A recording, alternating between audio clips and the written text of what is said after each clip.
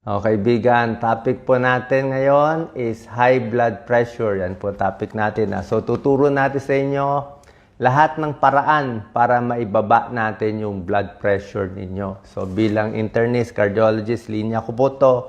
So, hindi lang tong simpleng tips lahat gagawin natin. Medical na pampababa, psychological na pampababa, o pang psychology, pang psychiatry, lahat yan. Kasi ang nagpapataas ng blood pressure, maraming bagay. Okay? Hindi lang yung mga pagkain na maalat, matataba, overweight, hindi lang yan. Marami dyan, mental stress, nakikita ko. Actually, mas mahirap nga ibaba yung blood pressure ng mental stress. Magugulat kayo sa pamamagitan lang ng blood pressure, malalaman nyo kung stress kayo o hindi. At bukod dyan, meron pa tayong mga tips yan. Usually, yung mga mahirap ibaba ng blood pressure, pag-isipan nyo to, merong tao, like sino ba ang nagpapa-high blood sa'yo? May ganyan yan. Pwedeng sino o ano ang nagpapa-high blood sa'yo. Let's say sino. Minsan, pag meron ka kinausap na tao, either pamilya, kaibigan, kaaway, karibal, whatever, pag nakausap mo siya, mag-iiba pakiramdam mo. I-check mo blood pressure mo. Check mo blood pressure afterwards. Pag tumaas, so yung taong yan, tandaan mo na, pampa-high blood yan sa'yo. Every time makikita mo siya, check mo yung blood pressure, tataas yun. Ibig sabihin, alam ng BP mo yung pakiramdam mo sa kanya. Meron naman pagkakataon na feeling mo, napagod ka, na-stress ka, may kinausap ka, nag-ayos ka ng problema na ibang tao, kala mo stress ka. Pero pag chinek mo ang BP mo, normal naman, o 120/80. So, hindi ka talaga stress nun. The point is, alam ng BP mo kung stress ka or hindi.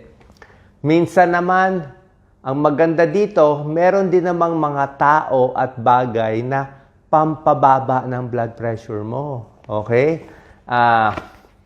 Tao, baka favorite mong anak, favorite mong apo, o girlfriend, o partner mo, o kaibigan mo, nakakababa ng blood pressure mo. Actually, mga aso, mga pusa, may pag-aaral yan Alagaan mo lang yung pets. Okay? Meron kang favorite na aso, after 15 minutes, check mo yung blood pressure mo. Biglang bababa siya.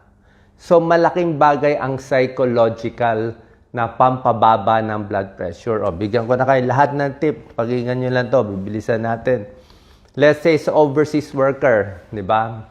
Siyempre, pag gumawa tayo ng video, gusto ko talaga may pakinabang sa inyo Kaya pag marami lumalapit sa akin, Doc, very helpful ang video mo. Siyempre, helpful. Kasi iniisip ko yung sarili ko na dun ako sa shoes ninyo, na nasa mga sitwasyon ninyo na walang pera, nasa probinsya lang, gusto lang bumaba blood pressure para maka-abroad, para gumaling, para humaba ng buhay. Kaya, simple mo na gagawin natin.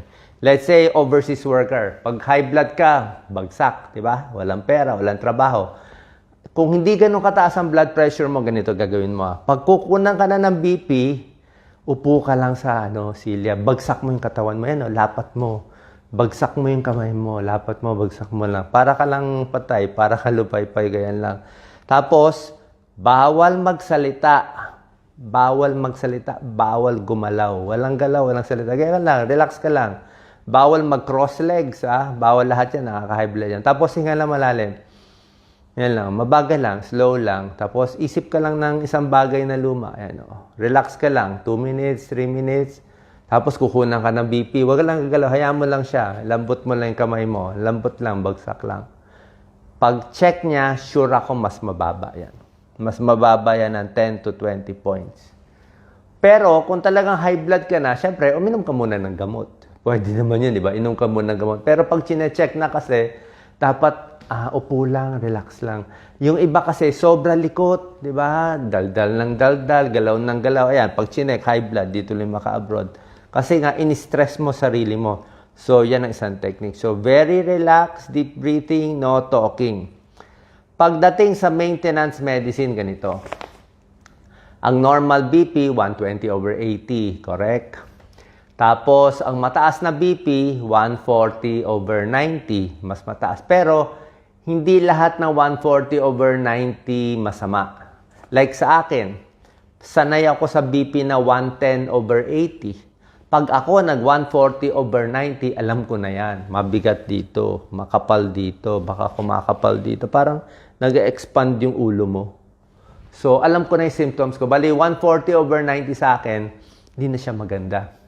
Pero may tao dyan, 160/100, bali wala. Oo. So, mas may sintomas, mas hindi maganda. Okay? Kahit mababa, basta may sintomas, ibaba mo na kasi hindi sanay yung katawan mo doon. Tapos kung mataas naman ang BP mo, 160/100, wala nararamdaman, 180/100, binababa din yun. Hindi mo rin pwede hayaan kasi mataas na siya eh. Isa pa, pag ang bata na stress, okay lang. Edad teenager, 20-30, kahit magsigaw, maglupasay, mag-umiyak, mag-heartbreak, hindi naman ma-stroke yan eh. Hindi naman ma-atake yan. Kaya nila yan. Maganda pa katawan nila. Maganda pa artery nila. Hindi pa puputok yan. Pero, pag kayo edad 40, 50, 60, pag kayo edad 70, same galit. At pareho ang galit dun sa 20-year-old. Yung 20-year-old, okay. Pero yung 70-year-old, malaking chance ma-stroke, ma-heart attack, may puputok na. Bakit? Siyempre, pag matanda na, marupok na. Yung BP ng may edad, ang bilis na tumaas. Kasi nga yung mga ugat natin, yung artery natin, kumbaga sa plastic, sa rubber band, hindi na siya elastic yung rubber band natin Kung bata ka pa, yung rubber band ng artery mo malambot. Kaya kahit anong taas ng pressure, okay. Pero pag matanda na, konting banat ng rubber band, puputok na yon Kaya nga, pag matanda, dapat mas ingat. So, paano tayo babawi? Kung may edad, syempre nga, tulad na sinabi ko, iwas sa mga tao, i-ready mo na. Kung meron ka nakita tao, check mo agad BP mo. Diba? So, alam niya kung high blood ka o hindi. Tulong natin sa may edad, dapat meron kayong maintenance. Ganito sasabihin, Doc, 60 na ako or 70, yung blood pressure ko, konting taas lang naman Minsan 150, minsan 130, normal. Gagamutin mo ako, hindi. Ang sagot ko, gagamutin na kita. Bakit? Kung bata ka, 20 years old, pataas-taas ang BP, okay lang yan. Pero kung 60 ka na 70, pataas-taas ang BP, hindi na okay. Kasi, okay nga, minsan 130 ang BP mo. Paano kung nagalit ka? Paano kung may sunog? Paano kung may away na naginip ka, binangungot, masama loob mo? Tapos yung BP mo biglang nag-180, doon pumutok. Diba? So, walang masama na meron ka ng maintenance. Okay? Tapos lagi ko tinuturo bilang cardiologist, sasabihin din to ng ibang cardiologist sa inyo, isa sa pinakamaganda sa akin, pinakamagandang gamot, generic ito, kahit anong brand bilhin nyo, pinakamagandang generic is amlodipine. Amlodipine, 5 mg, iniinom once a day. Pag first time mo iinumin, half tablet mo na, 5 mg kalahati. Pero pag matagal na, pwede ng 5 mg, unti-unti 7.5 mg, pinakamataas 10 mg. Bakit maganda amlodipine? Yung epekto niya, 35 hours. Almost 2 days. So, inumin mo ngayon, inumin bukas, mahaba epekto niya, maganda. Okay, meron naman pang emergency na gamot, yung mga Catapres, Clonidine, meron din Captopril, okay lang naman yun. Pero itong amlodipine para sa akin mas maganda. Okay? Tapos dito muna tayo sa psychological bago tayo sa medical. Tulad na sabi ko, anger, tension, may masakit sa katawan, kabado, panic, nakaka-high blood, lahat yan. Kaya minsan, pag ang tao na-o-obsess, ito, maraming tatamaan sa inyo, may tao, ang high blood niya, nervyos. Okay, chinek niya BP niya. Tumaas, 130/100, natakot siya. Dahil natakot siya, na high blood siya lalo, 140/100. Chinek niya ulit, tumaas, naging 150. Chinek niya ulit, naging 160. Hindi na yan bababa. Kahit buong gabi, i-check niya every 30 minutes, hindi na bababa. Bakit? Na-obsess na siya. Na-obsess na siya. Bakit siya na high blood? Kaka-check ng BP. Na ano na yung utak niya, na parang nasira na, nakita, parang na-obsess na siya doon sa kaka-BP. Ang technique dyan, Walang blood pressure, huwag ka mag-BBP, umupo ka lang dyan, magpahinga ka, makinig ka ng music, manood ka ng teleserye, tapos kinabukasan, bago ka mag-check. Ganun yun. Yung mga obsess. So, may high blood dahil sa obsession and stress lang. May high blood dahil sa galit. Okay? So, yan ang mga emotional cause. Paano pa natin aalisin yung emotional? Pag ang BP ayaw bumaba, minsan mental yan eh. Ganito, ito technique ni Doc Lisa. Maganda tong technique niya. Sabi ni Doc Lisa, parang psychiatrist niya si Doc Lisa eh. 3 ang itatanong mo. Yan, tatamaan tayo lahat dito. 3 yan. High blood, ayaw bumaba. 3 tatanong mo. Number 1, may problema ka ba sa pera? Pag kulang sa pera, may utang, may malaking away sa pera, high blood talaga yan. Sigurado tataas blood pressure mo. Number 2, may kaaway ka ba sa trabaho? Matatanggal ba sa trabaho? May problema sa trabaho. Number 3, may kaaway sa pamilya. Okay? May inis, may issue, may lupa, may mana, lahat yan. May sama ng loob. Nakaka-high blood yan, 3 yan. Diba? Yang 3. So, pag alam mo yun ang cause, anong gagawin nyo? Dapat maikwento mo. Parang nana eh. Kung may nana dito, kailan lumabas yung nana. So, yung galit mo, ipakwento mo, ba't ka ba galit dito? Ano problema sa pera? Ano problema sa trabaho? Kung mahanapan mo na solution, better. Pero kung walang solution, at least ikwento lang niya yung sama ng loob niya. Tapos, wag mo siya kokontrahin. Bawal mo sabihin, kasalanan mo yan eh, mali ka pala eh, ikaw yung swapang eh. Hindi pwede ganyan. Lalo siya ma-high blood, di ba? Dapat, tahimik ka lang. Kung mali ang sinasabi niya, siya ang may kasalanan, huwag ka na lang magsalita. Kung tama siya, ayunan mo siya. So, positive lang sa kanya or neutral ka lang. Hayaan mo yung unload niya, mamaya, bababa na yung blood pressure niya. So, check mo ang BP afterwards, makita mo, uy, bumaba. O bakit bumaba? Kwento lang, nawala na eh. So, di ba? Tapos, may tao ding pampababa ng blood pressure. Di ba? Kanina yung mga kaaway, pambataas. Baka nga yung apo mo, o asawa mo, o mayroong isang bagay na hobby mo. Pag ito yung busy ka doon sa hobby mo, gardening, o meron kang kinakalikot. Kung ano yung hobby, happy ka, pwede yun. Ako, isang technique sa edad natin. Maganda isipin yung mga luma eh. Ewan ko ba, nung high school ka, anong kinakain mong ice cream, fishball, nung college ka, saan ka kumakain, 2 piso lang yung pagkain nun. So, yung mga dating pinupuntahan, dating ginagawa, pwede mo i-relieve. Kasi nandyan lang yan sa memory mo eh. Hindi yan mawawala eh. So, pag inisip mo yung mga lumang yan, na-distract mo sarili mo for 15 minutes, check mo BP mo, mababa na. Kasi, nalibang mo eh. Na-distract mo. Imbis na iniisip mo yung galit mo dun sa kapatid mo na inaaway ka, nawala yung isip, napunta ka dun sa, nung bata ka pa, na-distract ka, so na-relax ka. Okay? So, yun nakakababa ng BP. So, nakita niya na ito yan ang mga emotional techniques. Okay? Think about the old times, good times. Kung napatawa mo siya, nakakababa din ng BP. Diba? So, nakakababa din yun pag napatawa mo siya, naparelax mo siya. Tapos, ito naman. Pag hindi makuha sa, usually kasi pag doctors or sa layman, iniisip nila pag high blood, dito agad sa medical eh, di ba? Puro overweight, cigarette smoking, nakaka-high blood, high salt, di ba? Ayan mga high blood medical. Pero sa akin, nakita ko maraming problema emotional. So pag na-cure natin yung emotional, di kasali na dapat yung medical. Usually kami naman inuna ko medical. Ano naman yung medical? Balik tayo sa mga tinuturo ko. Sobra alat kumain. Yan, high blood yon. Sobra taba, overweight, high blood yan. Pag overweight ka ng 20 pounds, ang blood pressure mo tataas ng 10 points, 20 points. Pag pumayat ka 10 pounds, blood pressure mo bababa 5 points to 10 points. Kulang sa exercise, sobrang alak na high blood. Meron din mga sakit nakaka-high blood, kidney failure, may sira ang kidney, high blood talaga yon. Illegal drug, shabu, cocaine, high blood talaga yon.